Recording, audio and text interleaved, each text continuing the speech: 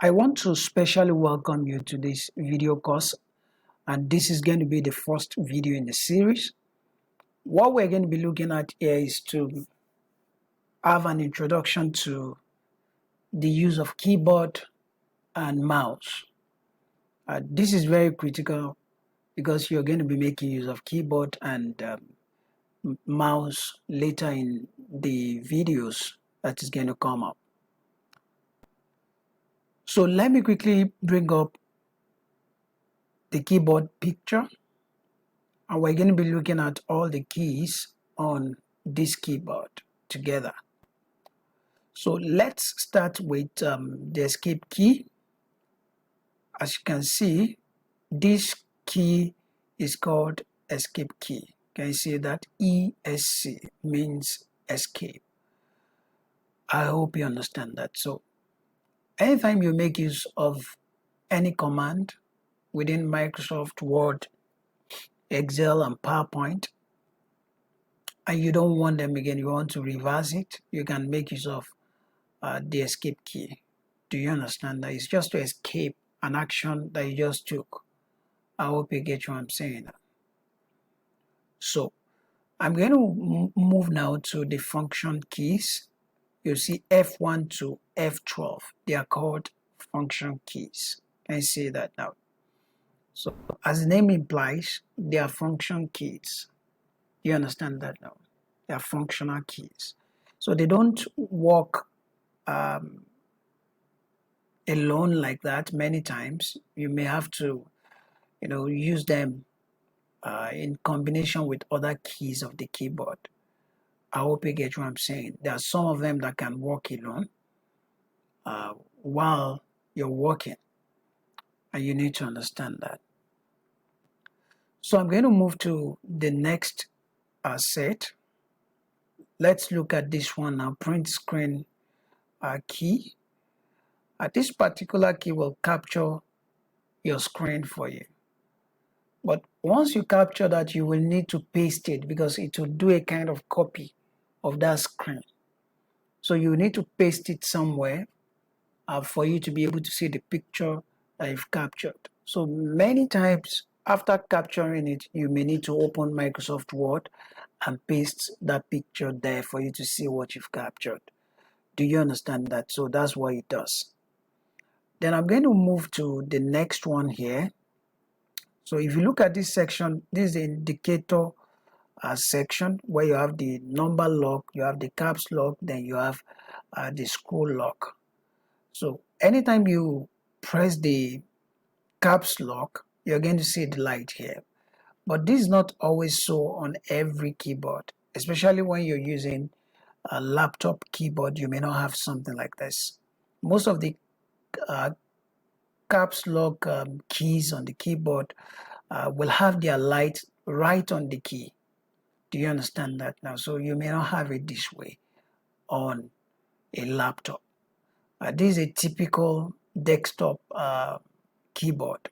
Do you understand that now? So, but I brought this up so that you can have an idea of all the keys on the keyboard.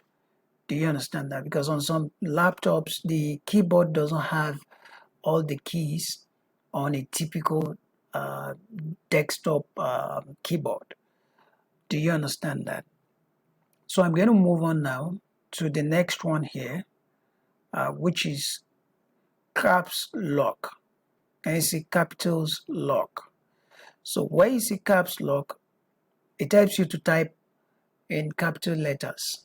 Do you understand that? So anytime you press this key, any key you strike after that, once the light is on, will come out in capital letters. So it's on and off key. When you put it on, anything you type will come out in capital letters. When you put it off, then everything you're going to start typing will come out in small letters. So you need to understand that. So let's also look at this shift key. Now this shift key is different from the caps lock. When you're typing and you need only the first letter of a word to be a capital letter, all you need to do is to hold the shift key and type that first letter. So you hold it down. Do you understand that now? So by the time you hold it down, you strike the letter you want to bring out in capital letter. Then you're going to drop the shift key after typing that. Then you can type the rest in small letters. So, but I've seen people, just press the caps lock, type the first letter, then off the caps lock and type the rest. I don't think that is effective enough. If you know how to use this particular key, it will make it much easier for you to do. I hope you get what I'm saying. So you don't need to press caps lock for you to type just one letter that is capital. Do you understand that? So you only need to hold the shift key down, then type that letter. Then you can move on to type the rest in small letters. So that's the difference between the two of them. So this makes all to be capital. That's why they said caps lock. That is, you are locking the keyboard to type in capital letters. Do you understand that? Now, so you need to understand that. We also have the control key, CTRL means control. Do you understand that? This key does not work in isolation. It also works in combination with other keys for it to be seen. I hope you get what I'm saying. So you need to understand that. We also have the Windows key. This particular key also works in combination with other keys, but can also work alone sometimes. For example, if you want to bring up the startup menu on your desktop area, you can use this window key to do that. Do you understand that? So we also have the Alt key. This Alt key does not work in isolation as well. It works in combination with other keys. I hope you get what I'm saying for it to be well seen.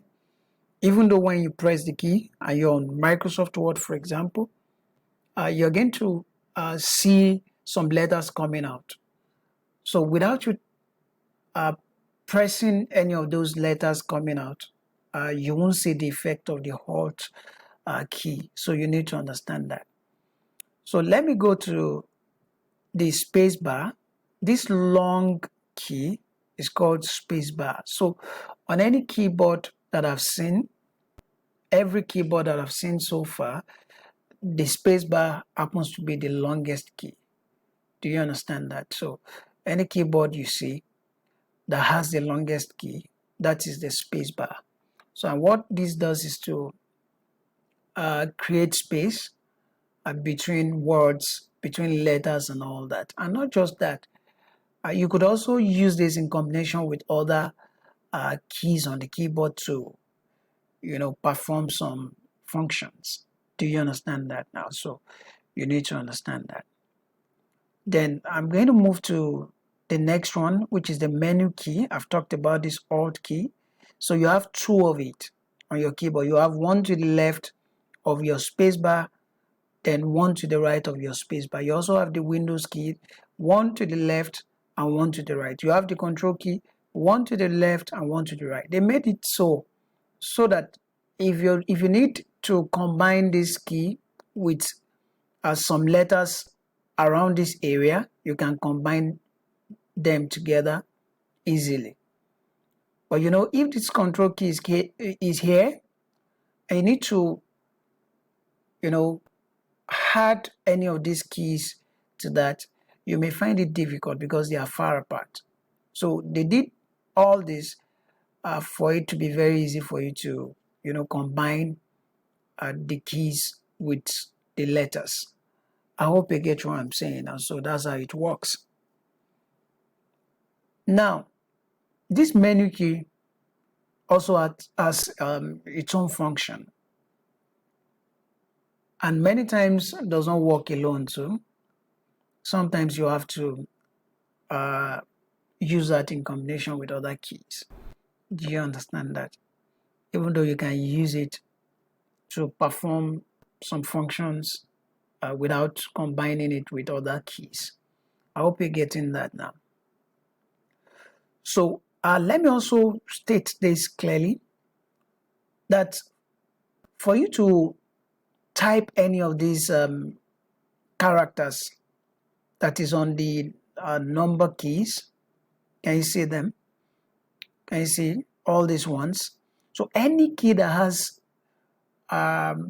2 characters on it, you have one at the top and one at the bottom. Can you see this now? So you have characters at the top, then you have numbers at the bottom. So anywhere you have this, the way to bring up the one at the top is to hold the shift key, then strike that particular key. Do you understand that now? So you need to hold your shift key, then strike the key that you want to bring out. I hope you get what I'm saying now. So that's the way it works. So without the shift key, you won't be able to type all these ones that we're looking at there. Look at this one, for example, this character on top of 2. This is art. Do you understand that? So for you to bring out art, you need to hold your shift key, then strike art.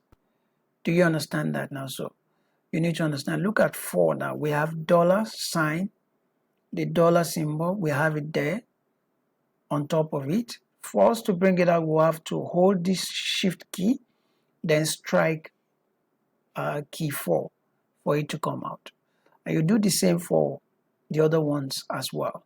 And if you come to all these areas too, the same thing is applicable. Anywhere you have 2 characters on just one key, all you need to do is just to hold the shift key to type the one at the top.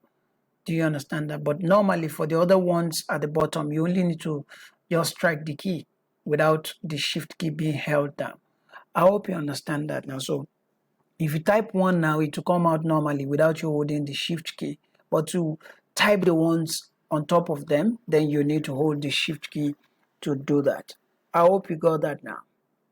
Good. We're going to move on now. And that takes me to the arrow keys, which some people call navigation keys. Some call them direction keys. Do you understand that? So these keys help us to, navigate within a window or an application. So you need to understand that. So if you're working on Microsoft Word, PowerPoint, or Excel, you're going to be making use of all these navigation keys, and you need to understand the one here is the up arrow key. Do you understand that now? So it helps you to navigate up. This one helps you to navigate down. This one helps you to navigate to the right, and this one helps you to navigate to the left. I hope you understand that. So we also have a delete key here, which helps you to delete to the right. So when you have your insertion point, which you're still going to learn later, this key helps you to delete to the right of the insertion point. We also have the backspace key, which does almost the same thing as the delete key. But the only difference between them is that this one deletes to the right. I mean, the delete key deletes to the right of the insertion point, while backspace key deletes to the left of the insertion point. So you need to understand that. So the enter key is also here, which helps you to move to the next line or to the next paragraph. Sorry. I hope you get what I'm saying. So you've been typing and now you want to create another paragraph. All you need to do is to strike this enter key, and that's going to take you to another paragraph. It also helps you to create a blank line. So if you need a blank line, you can use this enter key to generate that. I hope you understand that. So that is what this can do for you. We also have the scroll keys, and there are 4 of them there. We have the home, end, page up, page down. They also help in navigating within an application. For example, Microsoft Word, if you want to move around, you can use home key. When you use home key, it takes you to the beginning of let's say you are within a line and you press home key, it's going to take you to the beginning of that line of text. End will take you to the end of that line. But page up takes you to the, you know, beginning of a page, while page down takes you to the end of a page. So you need to understand that. You could also combine some of these keys and you have other functions being performed. Do you understand that now? So these are things that you really need to know. I hope you understand that. So we also have the number pad. You won't have this number pad on all the keyboards. For small keyboards, I mean small laptops now, you may not have this there because the keypad on such laptops are very small. So it won't come with the number pad.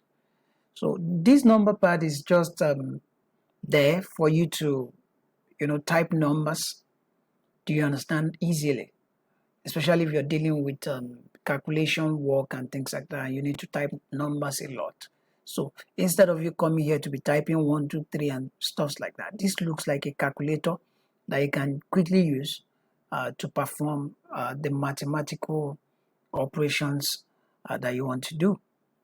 So you can use this for calculations and things like that. So if you look at the shape, it looks like a mini calculator. I hope you understand that now. So that's what this can do for you. So this is where we're going to stop as touching the use of keyboard. So when we step into Microsoft Word, you're going to learn how to make use of them practically. I'm just trying to introduce you to it so you know what those keys stand for. Do you understand that now? So all these other letters are there. Can you see them? Look at them. So they're just there. If you want to type them, you're free to just type them the way you like. Do you understand? But don't forget that to type all these letters in capital letters, you need to lock the capitals first of all. Do you understand that now? So you strike the caps lock for you to be able to generate that. I hope you get what I'm saying. So that's that about that. So I also want to take you to mouse, which I'm going to show you right away. Now, this is a mouse that you're looking at here. And this is a wireless mouse that you're seeing. As you can see, it doesn't have any cable attached to it. But if you're dealing with a wired mic, it's going to have a wire attached to it, and it's going to have a mount. Most of the times, you have it to the USB that you're going to connect to either your laptop or your desktop system. So you need to understand that. So, but either wired or wireless mouse, you're still going to have all these things there. Do you understand that? So I just want to show you some of the buttons you have there and how to make use of them. So this particular button you're looking at here, if you look at it, there's a division here, and you see that this side that you're looking at is the left button. And as you can see, if you hold that mouse now, it's going to be towards your left hand side. Do you understand that now? While this one is going to be towards your right. Do you understand?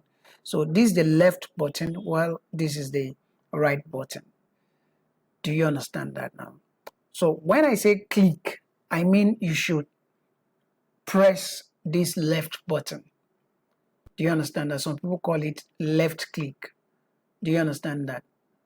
But most of the times you hear click this, click that. So all they are saying is that you should strike or just press this left button. But if you hear right click, it means you should press this right button. Do you understand that?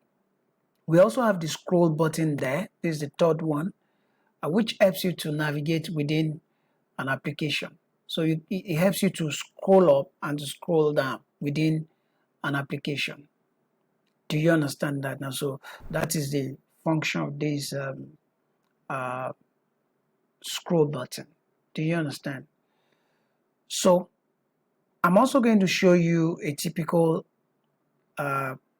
mouse pad on a keyboard. So, sorry, on a laptop. This is a laptop that you're looking at here. And it's not just showing everything. This is a keyboard area. But this the mouse pad. So this is our focus area. That's why we're not showing everything. So if you look at this now, this area is called the touch pad. Do you understand that now? So, unlike the normal mouse, how you move around within an application is that, let me go back. All you need to move around is to drag this mouse. Do you understand? You just keep dragging it. And this mouse pointer that is moving around will just be moving within an application or within a window. Do you understand that now? So there's a sensor under it that, helps you to move around within that application. So as you're moving to your right, that sensor knows you're moving to the right, and your mouse pointer will also move to the right. I hope you get what I'm saying. When you move to the left, the sensor will move to the left. And you need to understand that. So, but the case is different when you're working on laptop and you're using the mouse pad. You'll be the one to now determine how you want to move by, touching this pad. Do you understand that? And moving the mouse pointer to the direction you want it to go. So as you rub the touchpad to that direction, your mouse pointer is going to be moving towards that direction. Do you understand that now? So this is what you need to understand. I hope you're getting it now. So I'm actually working on a laptop now. And as I drag now, I'm dragging towards, I'm just, rubbing that touchpad to my right now. You see my mouse pointer moving towards my right. Do you understand that now? So that's the way it is. So I'm going to move to the two buttons, just like I showed you on the typical mouse. If you look at this also, we have the left mouse button and we have the right mouse button.